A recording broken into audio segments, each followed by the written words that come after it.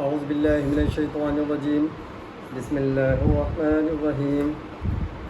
الحمد لله الذي نحمده ونستعينه ونستغفره ونؤمن به ونتوكل عليه ونعوذ بالله من شرور أنفسنا ومن سيئات أعمالنا. من يهده الله فلا مضل له ومن يضلل فلا هادي له ونشهد أن لا إله إلا الله ونشهد أن محمدا عبده ورسوله. فأعوذ بالله من الشيطان الرجيم. بسم الله الرحمن الرحيم. وَإِذَا أَخَذْنَا مِيثَاقَكُمْ لَا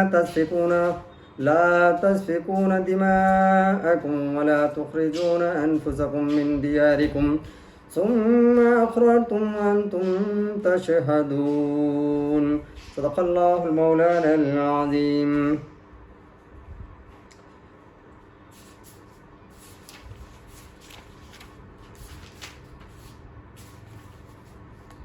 اور جب ہم نے تم سے عہد لیا کہ اپنوں کا خون نہ کرنا اور اپنوں کو اپنی بستیوں سے نہ نکالنا، پھر تم نے اس کا اقرار کیا اور تم گواہ ہو. گزشتہ ہم نے دیکھا کہ اللہ رب العزت نے قوم بنی اسرائیل کو انتباہ کرتے ہوئے کچھ چیزوں کو بیان کیا یا کہا کہ کچھ احکامات بھیجے اور ان سے اقرار لیا اور حکم دیا کہ اپنے والدین کے ساتھ احسان کیا کرو اور یتامہ قربت داروں کے ساتھ مسکینوں کے ساتھ اپنے اخلاق صحیح رکھو اور نماز قائم کرو اور زکوٰۃ دو. لیکن یہ تمام چیزوں کے اندر تم میں سے بہت کم لوگ ایسے ہیں جو کہ قائم رہے ہیں اپنے عہد و پیما پر. اس مرتبہ اللہ رب العزت اس آیت کو نازل کر کے فرما رہے ہیں وَإِذَا أَخَذْنَا مِيثَاقَكُمْ لَا تَسْفِكُونَ دِمَاءَكُمْ وَلَا تُخْرِجُونَ أَنفُسَكُم مِّن دِيَارِكُمْ ثُمَّ أَقْرَرْتُمْ وَأَنْتُمْ تَشْهَدُونَ. اور جب ہم نے تم سے یہ عہد لیا کہ اپنوں کا خون نہ کرنا اور اپنوں کو اپنی بستیوں سے نہ نکالنا، پھر تم نے اس کا اقرار کیا اور تم گواہ ہو. پتہ یہ چلا کہ ان لوگوں کو جب تمام احکامات فرائض اور قربت داری اور رشتہ داری بیان کرنے کے بعد اس بات کی بھی توجہ دی گئی، اس بات کی طرف بھی ان کو اشارہ کیا گیا کہ نہ ہی تم اپنے اہل و اقارب اور اپنے دوست احباب کا خیال رکھو، بلکہ ہم ساتھیوں کا خیال رکھو، ہم وطنوں کا خیال رکھو، ہم مذہبوں کا خیال رکھو. یہ تمام چیزوں کو یہاں پر درج کر کے اللہ رب العزت ان کو آگاہ کر رہا ہے اور ان سے گواہی کا ثبوت دے رہا ہے. اس آیت کا پہلی آیت سے کئی طرح تعلق ہے.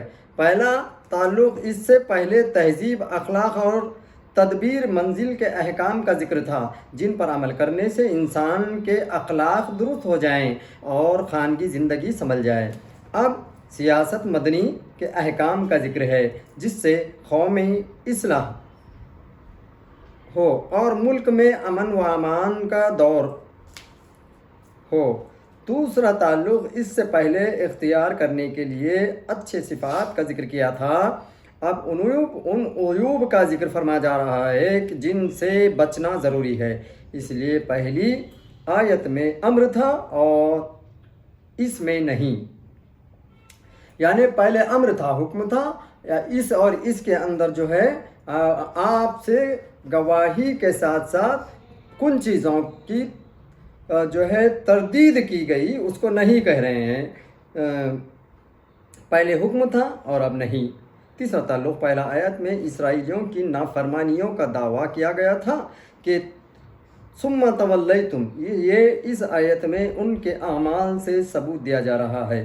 چوتھا تعلق موجودہ بنی اسرائیل پچھلی آیت کے مضمون کا انکار کر سکتے تھے کہ ہمارے بزرگوں نے یہ بد عہدیاں نہ کیں اور ہم بھی توحید الہی پر قائم اور دائع حقوق میں ثابت ہیں. اور اگر انہوں نے یہ بد عہدیاں کی بھی ہوں تو اس سے ہم پر کیا الزام؟ اس کے جواب میں یہ آیت میں دوسرا عہد یاد دلایا جا رہا ہے کہ جس کی یہ لوگ بظاہر مخالفت کر رہے ہیں. 5واں تعلق، اس سے پہلے یہود کے ایمان کی مایوسی کی چند وجہیں بتائیں گئی۔ اس آیت میں بھی اس کی ایک وجہ بیان ہو رہی ہے کہ جب یہ لوگ توریت شریف کو نہایت ظاہر اور پختہ احکام کو نہیں مانتے تو نبی آخر الزمان صلی اللہ علیہ وسلم پر ان کے ایمان لانے کی کیا امید ہے؟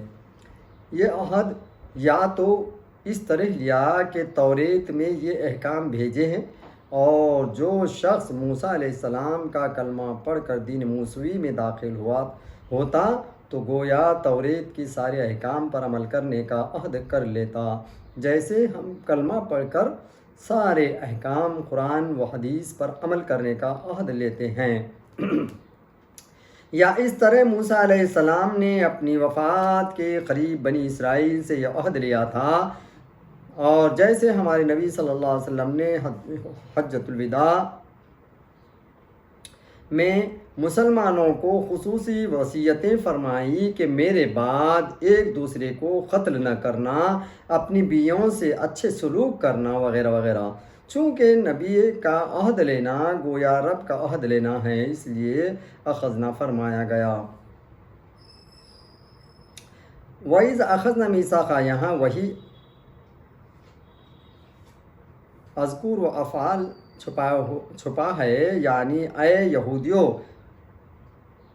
اس وقت کو یاد کرو جب کہ ہم نے تم سے عہد لیا۔ یہاں موجودہ بنی اسرائیل ہی سے خطاب ہے، کیونکہ آئندہ انہی کے بدعہدیوں کا ذکر ہو رہا ہے، اس لیے یہاں میثاقکم فرمایا گیا، اور پچھلی آیت میں میثاق بنی اسرائیل۔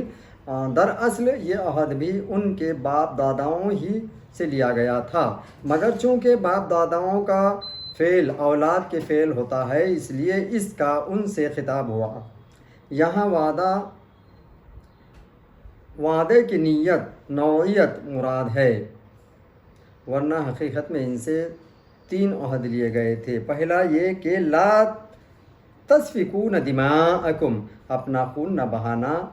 یہ سفک سے بنا ہے، سفک و سکب کے معنی ہیں انڈیلنا، بہانا۔ اس عبارت کے چند مطلب ہو سکتے ہیں: دنیاوی مصیبت سے گھبرا کر یا روحانی ترقی کی امید میں خودکشی نہ کرنا، اپنے ہم قوم یا ہم مذہب کو قتل نہ کرنا، یعنی آپس میں جنگ و جدال نہ کرنا، کیونکہ اپنی قوم کو مارنا در پردہ اپنے ہی کو مارنا ہے۔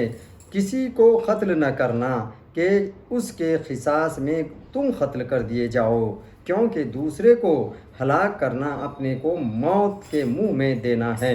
جنگجو اور مفسد قوموں کے ساتھ نہ دینا، ورنہ تم تباہ ہو جاؤ گے۔ تفسیر کبیر۔ خیال رہے کہ یہاں بھی نفی میں نہیں کہ معنی ہیں، اور چونکہ ایک دوسرے کا قتل و خون سخت گناہ ہیں، شرک و کفر کے بعد اس کا درجہ ہے، اس لیے اس عہد کو بھی توحید کے عہد میں کی طرح نہایت اہتمام سے قبر کی ضرورت میں بیان فرمایا گیا۔ دوسرا عہد یہ تھا کہ وَلَا تُخْرِجُونَ أَنفُسَكُم مِّن دِيَارِكُم، اپنوں کو اپنے گھروں سے نہ نکالنا، یعنی اپنی قوم یا اپنے اہل قرابت دار یا اپنے پڑوسی کو اتنا تنگ نہ کرنا کہ وہ مجبور ہو کر اپنا گھر یا وطن چھوڑنے پر آمادہ ہو جائیں۔ یہ معنی بھی ہو سکتا ہے کہ تم ایسی بدعملیاں نہ کرنا جس سے تم کو جلا وطن کر دیا جائے، یعنی حکومت تم کو ملک سے نکال دے، یا کہ تم خود تارک الدنیا ہو کر اپنا گھر بار چھوڑ کر جنگل میں آوارہ نہ پھرنا۔ بہرحال یہاں بھی یا تو انفس سے اپنی جانیں مراد ہیں یا اپنے ہم قوم، چونکہ جلا وطن کرنا قتل کے بعد سب سے بڑا ظلم ہے۔ نیز جلا وطن قوم کبھی سلطنت نہیں کر سکتی، اس کی اجتماعی قوت جاتی رہی اور لوگ بکھر گئے تو مخالف کو حملہ کرنے کی جرأت ہو جائے گی اور وہ اس کو غلام بنا لے گا۔ اس لیے خون ریزی کے بعد جلا وطنی کا ذکر کیا گیا۔ اور اے اسرائیلیوں، یہاں یہی نہ ہوا کہ تمہیں ان کے احکام کی خبر دے دی جاتی، بلکہ ثم اقررتم، تم نے اس کا اقرار بھی کر لیا کہ ہم اس پر عمل کریں گے۔ پھر یہ اقرار خفیہ طریقے پر، ضمنی طور پر نہ تھا، اتنا صاف اور صحیح تھا کہ وَأَنْتُمْ تَشْهَدُونَ، تم اب بھی اس گزشتہ اقرار کی گواہی دے رہے ہو۔ خیال رہے کہ اقرار اور گواہی ایک شخص کی نہیں ہو سکتی، مقرر کوئی اور ہوتا ہے اور گواہ دوسرا۔ اس لیے اس آیت کی یا تو یہ معنی ہے کہ تمہارے بزرگوں نے اقرار کیا تھا اور تم اس کے گواہ ہو، یا یہ کہ سب نے اقرار کیا تھا اور بعض لوگ بعض پر گواہ تھے، یا تم نے پہلے اقرار کیا تھا اور اب گواہ ہو کہ ہاں ہم اقرار کر چکے ہیں۔ اس سے مقصود یہ ہے کہ تم وہ اقرار اب تک بھولے نہیں ہو، سب کچھ تمہیں یاد ہے اور جان بوجھ کر اس کی مخالفت کر رہے ہو۔ خلاصہ تفسیر: اے اسرائیلیوں، تم اس وقت کو بھی یاد کرو جب ہم نے تم سے مضبوط عہد لیا تھا کہ تم آپس میں خون ریزی نہ کرنا اور اپنی قوم کو ناحق جلا وطن نہ کرنا، کیونکہ اس سے تمہاری قومی طاقت ٹوٹ جائے گی اور قومی شیرات بکھر جائے گا، جو تمہارے ہلاکت کا باعث ہوگا۔ تم نے اس کا پورا اقرار بھی کیا تھا اور تم اب تک اس پر گواہ ہو، مگر تم نے کیا کیا اور اس اقرار پر کتنے قائم رہے، اس کا ذکر اور اگلی آیت میں انشاءاللہ ہوگا۔ پتہ یہ چلا کہ اگر کسی قوم کا زور توڑنا ہے یا کسی قوم کو جو ہے برباد کرنا ہے تو اس کو جو ہے وہاں سے، اس ملک سے تنگ کر کے نکال دو، تو وہ جو ہے ان کی ہمت، قوت اور ایک جہتی ختم ہو جائے گی، وہ ٹوٹ کر بکھر کر رہ جائیں گے۔ مثال کے طور پہ جو NRC، یہ جو آج کل جو نئے ہتھ کنڈے اپنائے جا رہے ہیں، کہ اس سے جو ہے ایک قوم کی قوت کو توڑا جا رہا ہے۔ ہوگا یہ کہ یکے بعد دیگر ہے، تمہارے پاس یہ ثبوت نہیں، وہ ثبوت نہیں، تم یہاں کے نہیں، تم وہاں کے نہیں، یہ کہہ کر کے تم کو اس جو ہے ملک سے نکال دیا جائے گا، یا علیحدہ تیسری جگہ رکھا جائے گا، جس سے کہ تمہارے حقوق چھین لیے جائیں گے، نہ تمہارا کوئی سننے والا ہوگا، نہ تم ایک دوسرے کے صحبت میں رہ سکو گے، تمہاری قوم کو بکھار کر تمہارے دلوں کو، تمہارے ہمت کو، تمہاری قوت کو توڑ دیا جائے گا، جس سے کہ تم تتھر بتھر ہو جاؤ گے اور نہ کوئی تمہارا سننے والا ہوگا اور نہ تمہاری گواہی اور نہ تمہاری کوئی اداکاری کی طرف دیکھا جائے گا۔ تو یہ ایک جو ہے پالیسی جو ہے اللہ تعالیٰ نے، دیکھو قرآن مجید کے اندر صاف بتا دیا کہ دیکھو ایسے بھی قومیں ہیں جو کہ تمہارے یکجہتی کو، ایک وطنی کو توڑ رہے ہیں اور توڑ کر تم کو علیحدہ قوموں کے اندر پھوٹ ڈالنا چاہتے ہیں، آپس میں لڑانا چاہتے ہیں اور لڑا کر تم کو آپس میں بکھرا کر ایک دوسرے سے دور کر کے تم کو نہ ادھر کا رکھیں گے نہ ادھر کا رکھیں گے، اور یہ خود جو ہے حکومت کر کے، بادشاہیت قائم کر کے اپنے آپ کو سنواریں گے اور تمہارا کوئی پرسان حال نہ رہے گا اور تمہاری ہمت توڑ کر تم کو بکھروا دیں گے۔ لہٰذا تم کو اس بات کا خیال رکھنا چاہیے کہ اپنی ہمت و قوت اور طاقت کو ایک جہتی میں تبدیل کر کے ایک بن کر کے رہنا چاہیے اور ایک آواز میں رہنا چاہیے، ایک قوم بن کر ملت اور قوم کا کام کرنا چاہیے اور اپنی قوم کی رہبری کو بڑھا چڑھا کر اس کا ساتھ دینا چاہیے، تاکہ تم ایک جہتی سے ایک جاں بن کر رہو۔ اگر یک جاں بن کر نہیں رہو گے تو تم جو ہے مالے کے موتیوں کی طرح تم کو بکھار دیا جائے گا، اور جب موتی بکھر جاتے ہیں تو ان کو یکجا نہیں کیا جا سکتا۔